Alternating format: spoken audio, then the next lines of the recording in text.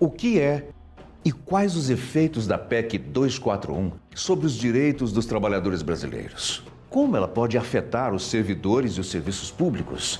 E quais os reflexos para a sociedade? Para um melhor entendimento dessa proposta que tramita no Congresso Nacional, a Confederação Nacional dos Trabalhadores em Educação, CNTE, apresenta em detalhes por que a medida é considerada uma grave ameaça aos direitos trabalhistas e sociais do povo brasileiro. A proposta de emenda à Constituição, PEC 241, enviada por Michel Temer à Câmara dos Deputados em junho deste ano, tem o objetivo de instituir um novo regime fiscal para o gasto público da União, que terá como limite a despesa do ano anterior corrigida pela inflação. A medida vai congelar todo o custo com saúde, educação, transporte, segurança e tudo que seja serviço ou investimento público por 20 anos. E o dinheiro economizado será usado para pagar a dívida pública. Se aprovada, a primeira consequência da PEC 241 será o desmonte do Estado enquanto instrumento de prestação de serviços. Outra preocupação gira em torno das sanções estabelecidas pelo texto da PEC aos estados e municípios que descumprirem o teto de gastos. Entre elas estão a proibição de criação de cargos, da concessão de reajustes de salários dos servidores públicos e o impedimento de realização de concursos públicos. Além disso, tendo como limite a inflação, será impossível cumprir o compromisso do Plano Nacional de Educação, PNE, de aplicar 10% do PIB nos programas educacionais até 2024. Segundo dados do Instituto Nacional de Estudos e Pesquisas Educacionais, Anísio Teixeira, INEP, de 2013, a porcentagem do investimento público direto em educação em relação ao PIB do país foi de 6,2%. A aprovação da PEC também trará impacto no piso salarial do magistério, que terá o seu valor real congelado.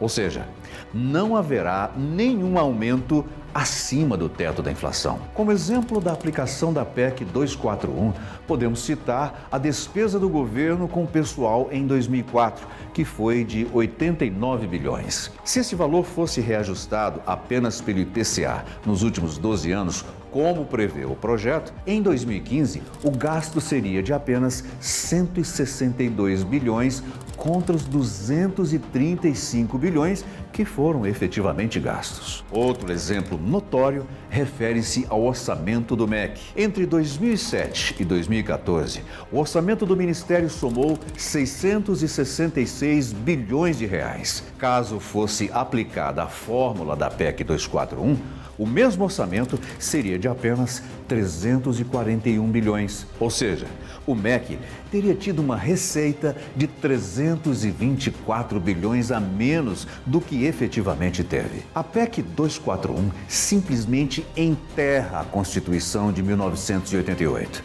no que diz respeito aos direitos sociais. O argumento de um novo regime fiscal para pagar a dívida pública do Brasil não pode significar a redução de serviços básicos e indispensáveis prestados à população e ainda a retirada de direitos conquistados pelos trabalhadores brasileiros. A CNTE e seus sindicatos filiados lutarão contra a aprovação dessa proposta, pois o congelamento dos investimentos sociais nos próximos 20 anos é inconcebível com a demanda da sociedade por mais e melhores serviços públicos. Se aprovada, a medida inviabiliza as metas de inclusão do PNE, a política de valorização salarial do magistério e a perspectiva de implementar o piso e as diretrizes nacionais de carreira para todos os profissionais da educação. E você que paga impostos, que serviço público quer para o país? Diga não à PEC 241.